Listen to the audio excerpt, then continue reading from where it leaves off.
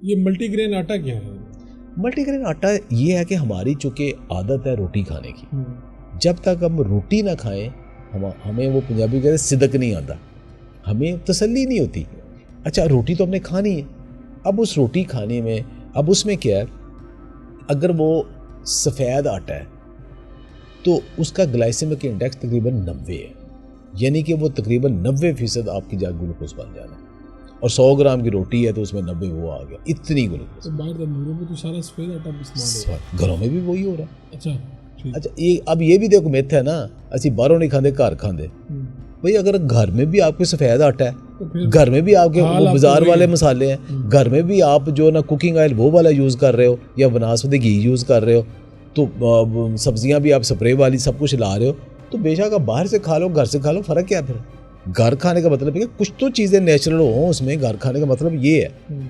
अच्छा अब वो मल्टीग्रेन में ये था कि एक तो उसमें ये किया कि लोग रोटी बहुत ज़्यादा खाते हैं, सुबह भी 1-2 पराठे खाने हैं, रोटी खानी है या स्लाइस खानी है, दोपहर को भी खानी है, रात को भी खानी, तो रोटी हमारे दिन में कम से कम 5-6 रोटियां जो है ना दिन में हर बंदा खा जाता है।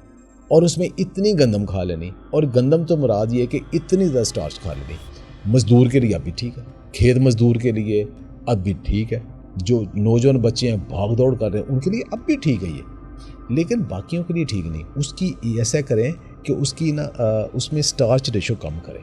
कैसे कम करनी है उसको याद, अब ये कहें जी रोटी ना खाओ जी, बिल्कुल वो तो कोई नहीं, अब खाली कह दो जी बाजरा खा लो, मिलेट्स खा लो। अब लोगों की वीडियो आ रही जी वो जी गंदम का जी मुतबादल आ गया, गंदम ये थंबनेल होगा, गंदम चावल का मुतबादल आ गया जी, अब मिलेट्स खाएं। अच्छा मिलेट्स क्या है?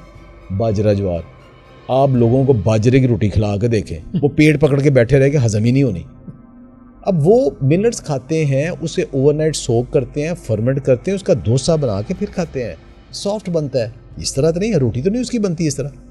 अब उसका क्या तरीका है कि आप ब्लेंड कर लें, चने भी शामिल कर, दालें शामिल कर लें, मिलेट शामिल कर लें, किनवा सुपर फूड शामिल कर लें, और सारी चीज़ें जौ शामिल कर लें, ज्वार शामिल कर लें, उसके अंदर वो भी शामिल कर लें जिसे हम ओट कहते हैं, जिसे हम बारले कहते हैं, जौ जवी कर लें, लेकिन चावल ना शामिल करें, मकई ना शामिल करें, उनके अंदर तो स्टार्च बहुत ज़्यादा है, गंदम 50%। अब मुझे बताएं, एक तरफ आपकी सफ़ेद आटे की रोटी है और एक तरफ चक्की के सब पिसे हुए हैं जिसमें गंदम 50% से कम है, बाकी सारे ग्रेन है।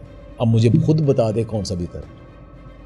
तो ये आटा इस्तेमाल करके आप गंदम की जो है वो भी रेशो कम कर रहे हैं? जी गंदम की रेशो कम कर रहे हैं, उसकी कैलोरीज कम कर रहे हैं। अब इसके साथ, इस मल्टीग्रेन आटे के साथ अगर आप पोर्शन कंट्रोल भी कर लें, साथ आप प्रोटीन अच्छी ले लें, साथ आप सैलड अच्छा ले लें, तो फिर आप किसी भी बीमारी के अगेंस्ट हैं, आप रिकवर। मैंने खुद रिकवर किया।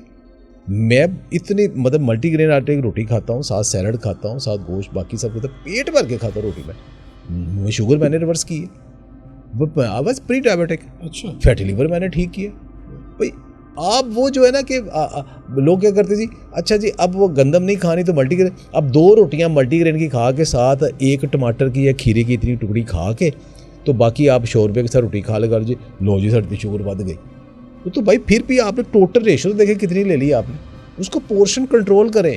पोर्शन कंट्रोल करेंगे तो आपकी बीमारी कहाँ शुगर बनेगी, कहाँ शुगर स्पाइक करेगी। ये सारा एक आर्ट है ना पूरा।